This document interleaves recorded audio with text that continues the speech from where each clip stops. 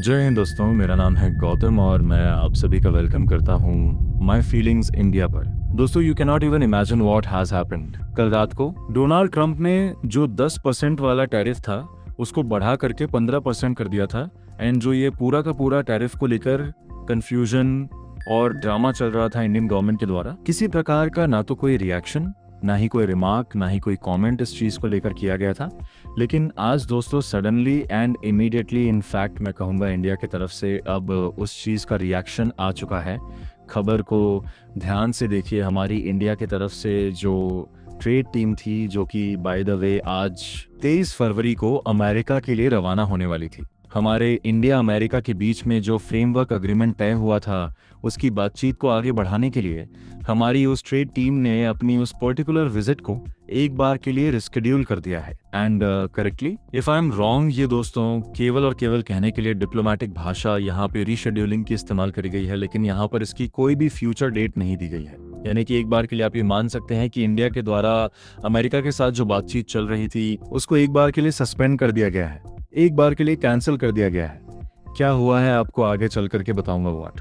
इसके मैसेजिंग जो कि इंडिया यहाँ से दे रहा है उसको भी समझेंगे। लेकिन मोस्ट इंपॉर्टेंटली, जो कल रात को डोनाल्ड ट्रंप ने ये ट्वीट करके अनाउंस कर दिया कि अब 10% नहीं 15% का टैरिफ मैं यहाँ पे लगाने वाला हूँ, वो खुद भी 15% का टैरिफ भी अब दोस्तों क्वेश्चन के अंदर आ चुका है।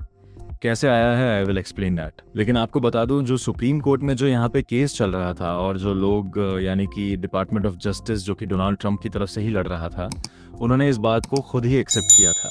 जी, 15% टैरिफ का जो प्रावधान है वो डोनाल्ड ट्रंप नहीं लगा सकते हैं, बिकॉज 15% टैरिफ का प्रावधान केवल कुछ स्पेसिफिक सर्कमस्टांसेस में ही लगता है। सारी की सारी चीज़ें यहाँ पे लिखी हुई है, I will explain it to you.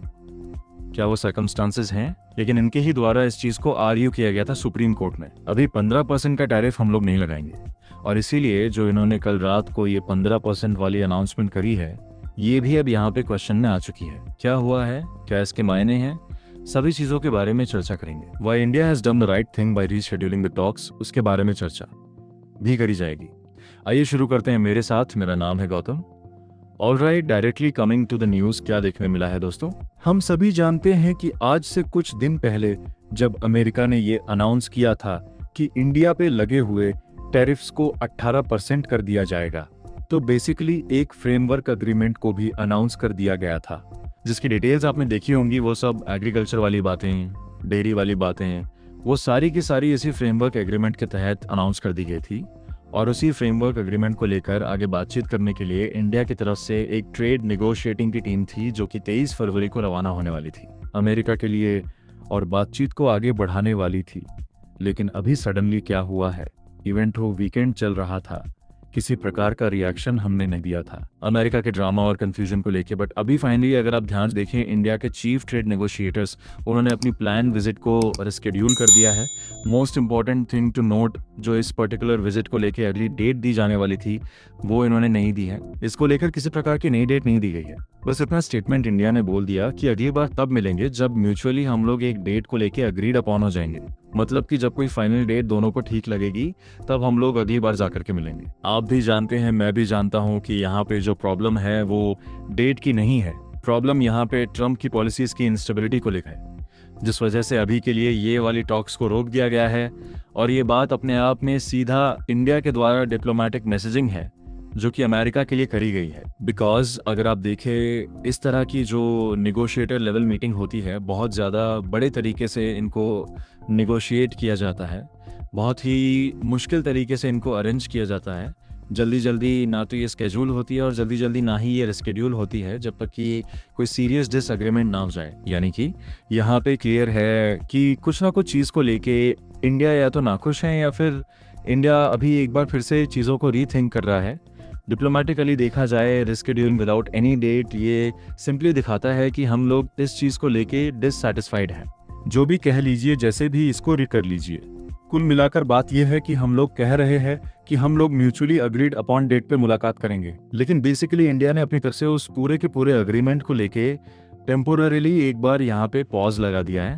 And अब सबसे बड़ा क्वेश्चन ये आता है कि अब जो ये हमने इस पूरी चीज़ को लेकर पॉज लगा दिया है, तो इंडिया के ऊपर टैरिफ क्या होने वाला है। दोस्तों, even I have no exact clarity इस चीज़ को लेके कि टैरिफ क्या होने वाला है, 18% है, 15% है, 10% है, या फिर 25% है, या फिर कहीं कहीं तो मैंने 13.5% भी सुना है। तो ये इस चीज़ को लेकर क्लैरिटी अभी बिल्कुल भी नहीं है, उसके लिए हमें वेट ही करना पड़ेगा। लेकिन most important thing to note, जो 15% का टैरिफ कल रात को डोनाल्ड ट्रंप साहब ने बैठे बैठे लगा दिया, एक सोशल मीडिया ट्वीट के माध्यम से वो खुद भी अब 15% वाला जो आंकड़ा है वो भी अब क्वेश्चन के अंदर आ चुका है। वो कैसे है उसको आपको सिंपली समझता हूँ। ध्यान से देखिए, जब यूएस के सुप्रीम कोर्ट में केस चल रहा था, एक तरफ ऑब्वियसली डिपार्टमेंट ऑफ जस्टिस था जो कि ट्रंप को ही रिप्रेजेंट कर रहा था क्योंकि ट्रंप खुद प्रेसिडेंट है, और दूसरी तरफ एक यहाँ पे लॉयर थे और उनकी पूरी की पूरी टीम थी जो ये दूसरी तरफ वाली टीम थी।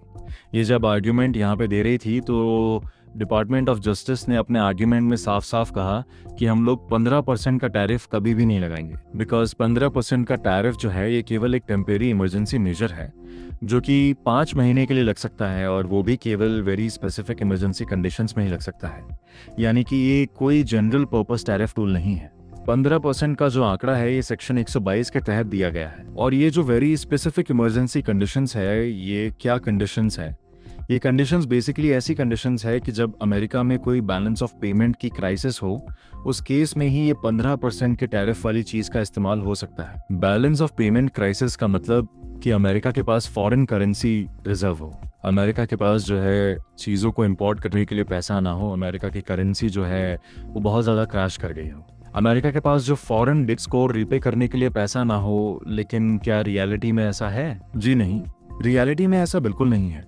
किसी प्रकार की बीओपी क्राइसिस नहीं है, करेंसी पे थोड़ा बहुत प्रेशर है, लेकिन ऐसा कुछ नहीं हुआ कि वो बिल्कुल ख़त्म हो गई हो, और अभी भी अमेरिका आसानी से अपने गुड्स को इंपोर्ट कर सकता है और अपने डेट्स और उधार को भी पे कर सकता है। मतलब कि अमेरिका में किसी प्रकार की सीरियस इकोनॉमिक इमरजेंसी नहीं है।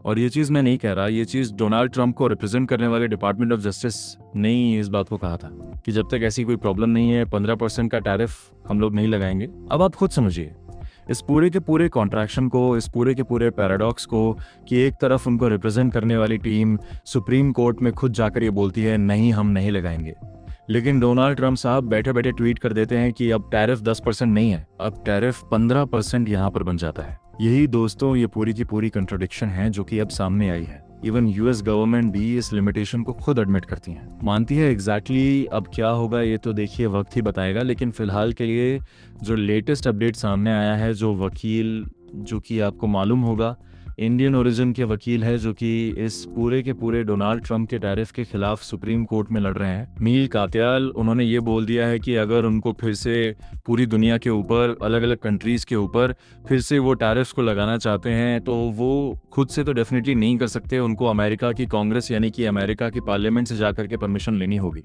तभी जाकर के वो इस पर्टिकुलर नए टैरिफ को इम्पोज कर पाएंगे। देखते हैं क्या होता है। This entire weekend have been filled with complete confusion, और जितनी इंस्टेबिलिटी हमने शायद पिछले 1 साल में देखी थी, उससे ज़्यादा हम लोग कन्फ्यूजन इन 2 दिनों में देख चुके हैं। जो भी होगा आपके सामने पेश करेंगे। फिलहाल के लिए इतना ही। Thank you so much. जय हिंद, जय भारत।